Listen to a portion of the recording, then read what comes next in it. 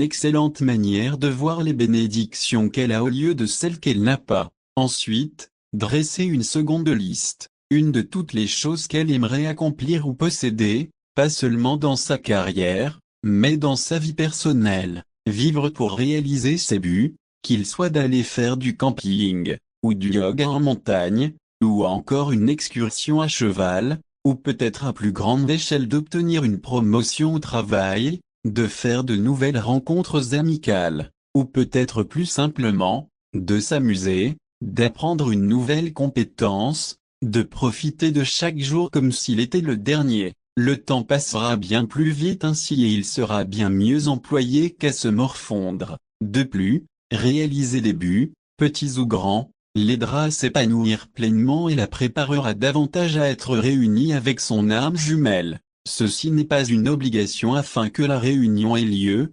seulement une bonne façon d'employer tout ce temps séparé l'une de l'autre. Comprendre que le temps est relatif. Et finalement, il lui faudra comprendre à quel point le temps est relatif. Bien sûr, pour elle la notion du temps a déjà commencé à changer. Or elle se retrouve comme prise entre deux mondes. D'un côté, elle vit sur Terre avec la réalité temporelle des hommes, mais de l'autre, elle l'a reconnectée avec 104. Son âme qui elle, n'a souvenir que du monde astral où le temps n'existe pas. Ceci peut être la cause d'un certain déséquilibre par rapport à ses dons. Si elle en a, son intuition lui indiquera peut-être un changement imminent, quelques heures, un jour ou de tout au plus, alors que celui-ci ne surviendra que dans quelques semaines. Ses anges lui diront, bientôt, mais pour eux, cela peut vouloir dire 6 mois. Elle ne pourra donc pas se fier au temps. Elle devra accepter l'idée qu'elle ne saura pas quand ça se produira et laisser les flots l'entraîner là où elle doit être en temps et en heure.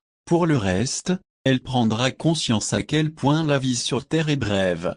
Ce ne sont que quelques années. Oui, chacune d'entre elles est longue malgré tout, mais elle aura l'occasion de voir au-delà de ça, de voir que ces quelques années ne représentent qu'une infime partie de son existence réelle. Une fois de l'autre côté, elle aura encore l'éternité avec son âme jumelle. Qu'est-ce qu'une dizaine d'années à comparer à cela? C'est ainsi que sa notion du temps évoluera. Cela ne veut pas dire qu'elle sera plus patiente qu'elle l'était, seulement moins pressée d'atteindre son but.